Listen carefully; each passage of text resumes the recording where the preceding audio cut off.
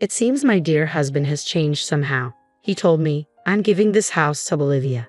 If you don't agree, we might need to consider divorce. I was stunned. Why would he give away the house that I bought and lovingly maintained in my name to our eldest son's wife, Olivia? Maybe you should start looking for a new place soon, he said. It was clear he had a lot of trust in Olivia. With the house in my name and the $1,200 mortgage, I could manage. My eldest son seemed to think the same way. Honestly, I'm not that attached to this old house. All right, I'll move out, I said, but be prepared for the challenges you three might face in the future. I'm Kate, 50 years old, with a solid position at a major company. I live a relaxed life with my husband Paul, who is 2 years younger than me. Last year, we decided to renovate our slightly outdated house, which my father had built. We hoped the renovations would set us up nicely for retirement. The mortgage is $3,000 a month, which I can handle comfortably with my salary. Paul, who manages a small restaurant, earns less, so it seemed practical to put the mortgage in my name. He once mentioned that covering the mortgage payments with just my income might be tough, but we managed. This house was originally your father's and is now in your name, Paul had said. Can you handle the full payments? I'll cover our living expenses. After the renovations, the house looked fantastic, and we were thrilled about our refreshed home and the future ahead. But then, things took an unexpected turn. One day, my phone buzzed with a surprising message from our eldest son, David. I'm thinking of getting married, he said. At 31, David had always been dedicated to his work and had never mentioned a girlfriend before. I wondered about her and what kind of person she might be. If David liked her, she must be wonderful, but I couldn't help but feel a mix of anticipation and concern. When we finally met Olivia, she had long hair and a lovely personality. She greeted us warmly. Hello, I'm Olivia, she said, her smile radiating like summer sunshine. I thought to myself, she's too wonderful to be with David. Paul was equally impressed. She's incredible, really charming, Paul murmured. Olivia, sensing his praise, hugged him and said, I'm so glad you said that. I hope we can get even closer from now on. Her behavior surprised me, and even David seemed taken aback. Paul looked slightly embarrassed. I'm sorry if I was too forward, Olivia said with a smile, stepping back. I sometimes get close to people without realizing it. My friends always point it out, and though I try to be mindful, she laughed apologetically. Her initial behavior was surprising, but seeing the way David's eyes lit up when he spoke of her made it clear how much he loved her. Olivia isn't great with personal space, but that's part of her charm, David explained. She naturally brings people close, making even someone as shy as me enjoy the conversation. Despite the initial shock, I felt she would be a warm and loving daughter-in-law. Time passed, and Olivia and David prepared for marriage, eventually registering their union. It warmed my heart to think about their future together. Then, shortly after their wedding, I came home to find unfamiliar women's shoes at the entrance. Inside, I saw Paul and Olivia together. Olivia greeted me with a smile. Welcome home, Kate. The living room was cluttered with empty cans and bottles. What's going on here? I asked, taken aback. Olivia explained, we bumped into each other on the way home and decided to have a drink together to strengthen our bond. With the finances tight this month, we thought it would be better to drink here rather than go out. I was surprised to see them drinking alone at home. I didn't want to intrude on their newlywed time, but I wondered why they hadn't just gone to David's place. Olivia, slightly tipsy, mentioned, our room's a bit messy, but this place is so clean and comfortable. Where was David?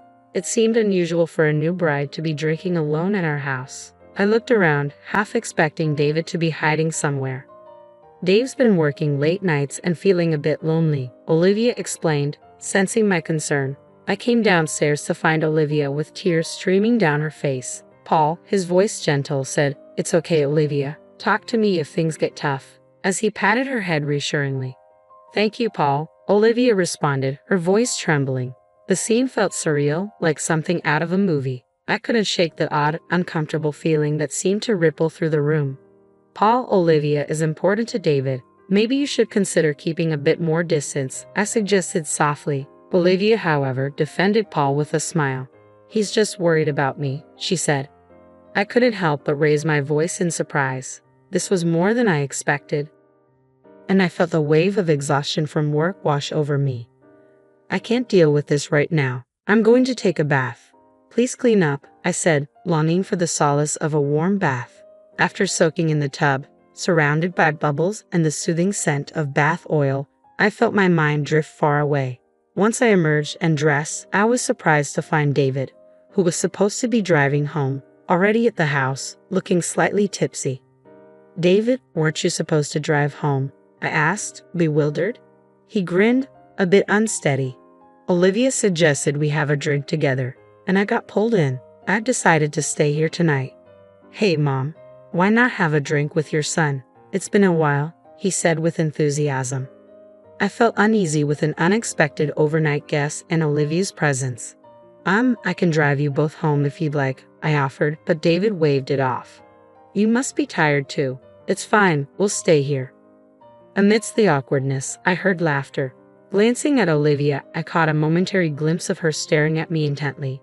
Her gaze made me uneasy, leaving me to wonder if I had misunderstood the situation. I tried to reassure myself, but little did I know that Olivia's grand plan was already in motion. The next morning, she arrived at my house first thing, repeatedly apologizing for her behavior. Her reaction seemed a bit excessive, but I understood where she was coming from. When I told her it was all right, she left, looking visibly relieved. However, that night, to my surprise, Olivia was back at my house again. David was nowhere to be seen, and Olivia seemed different from before, which made me worry. "I'm sorry for coming again," she said, handing me a box of sweets. Paul also apologized, albeit sheepishly. "I might have been a bit overexcited yesterday. Sorry about that." I figured if this would help them bond, I should forgive them for now. Both Olivia and Paul thanked me sincerely, but just when I thought I could feel more mentally exhausted, a new twist awaited. One day, Paul approached me with a grim expression. "Can we talk?" he asked. I chose the living room as our spot to chat. While waiting, I was stunned to see David and Olivia walk in. My shock was evident as I greeted them with a confused "long time no see," but they only sat silently. The tense atmosphere hinted at some major news, making me increasingly anxious. Paul finally spoke, dropping a bombshell. "From now on, this house will belong to Olivia. If you can't accept that, we might have to reconsider our relationship." "Why are you saying this?" I asked, my voice a mix of shock and confusion. Before I could process what was happening, Olivia shouted, "You need to leave this house." I was utterly dumbfounded.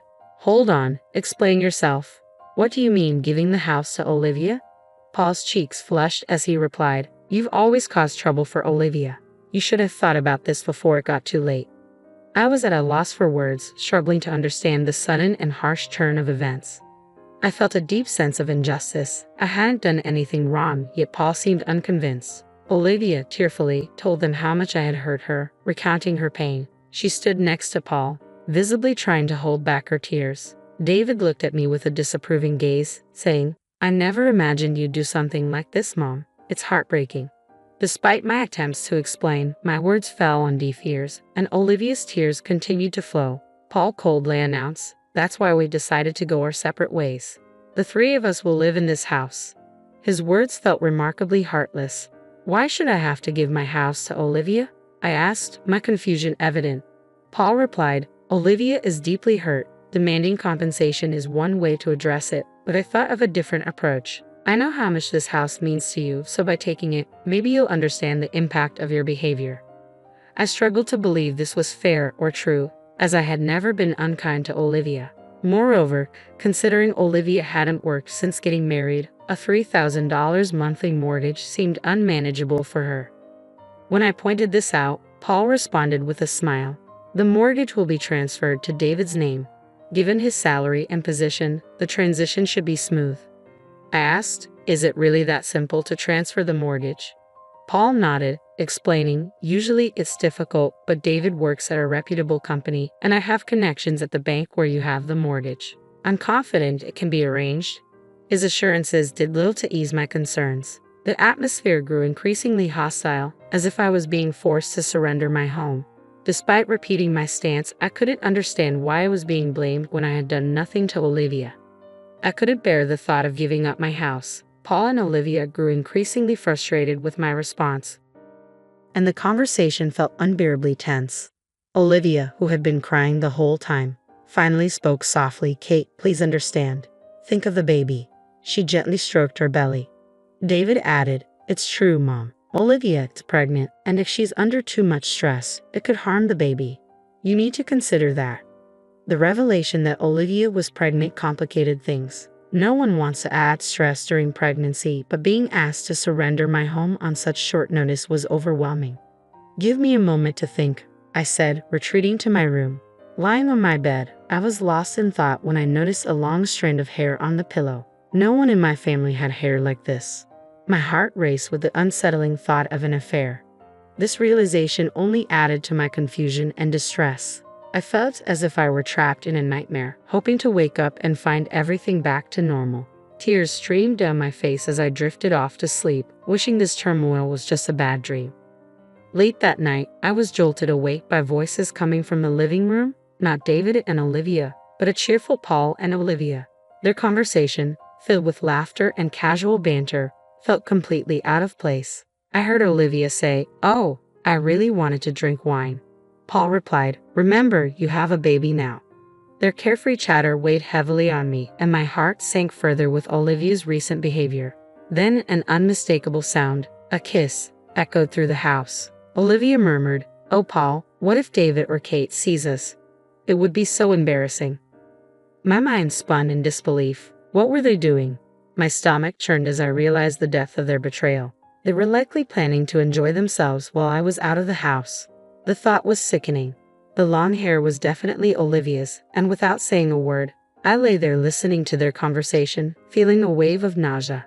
The idea of staying in a house that now felt tainted by their actions was unbearable. I no longer wanted a home that brought me such feelings. The next morning, I resolved that I needed to move on. I emerged in front of the three of them, rubbing my tired eyes. I hadn't slept well in that bed, but I kept that to myself. "Have you finally made up your mind?" they asked, their faces hopeful. "I've decided to give up the house," I said, trying to keep my voice steady. Their expressions brightened immediately. "Great, let's move quickly with the ownership transfer. If the house is in my name, the mortgage inspection will be fine," David said excitedly. He seemed oblivious to the full extent of the situation. My heart ached for him, but I chose not to reveal the whole truth. He had always followed Olivia's lead, and I wasn't ready to shatter his trust in her. The next few days were a whirlwind of divorce proceedings and transferring home ownership.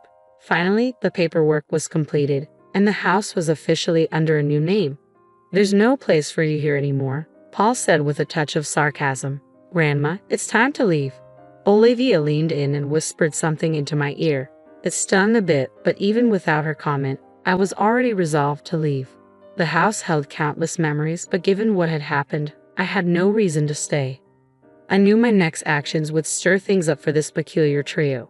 The real drama was just beginning. A month passed, a time for me to gather my thoughts, and I found myself standing in front of that house again. I took a deep breath and hesitantly pressed the doorbell of the house I hadn't visited in so long. My heartbeat seemed to echo in the quiet. "Why are you here?" Paul's slightly annoyed voice reached my ears. It felt strange hearing his tone after so long. "Can we talk?" I asked, my voice tight with emotion. "Why should I let you in?" Paul acted as if I were a distant memory. "It involves Olivia," I said, knowing that mentioning her name would soften his stance. I didn't enjoy bringing her up, but I knew it would make an impact. "Oh, look who's here," Paul said sarcastically. His words were legally accurate but still painful. "What do you want?" everyone asked, their eyes filled with suspicion. I took a deep breath and pulled a photo from my pocket. "Can you take a look at this?" I asked, as all eyes turned to the image. The photo showed Paul and Olivia on a date, looking happy and intimate. After the divorce, I had hired a private detective to monitor them discreetly. It wasn't long before I received pictures of their outings. "What's this about?" David's face changed instantly upon seeing the photo. "Where was this taken?" Paul exclaimed, clearly in shock. "What's the big deal?" Olivia interjected defensively. "We're just father-in-law and daughter-in-law. We were just enjoying ourselves." I smirked and pulled out my smartphone. "Listen to this," I said, pressing play on a recording. Paul's voice came through clearly. "Olivia, I really love you," followed by Olivia's voice, hushed and anxious. "If you're too loud, someone will hear in the next room." The recording included sounds that resembled kisses. Paul and Olivia fell silent, their faces registering shock. Seizing the moment, I asked, "Olivia, Whose child are you carrying? David's expression turned to one of confusion and panic. Could it be my father's? He murmured.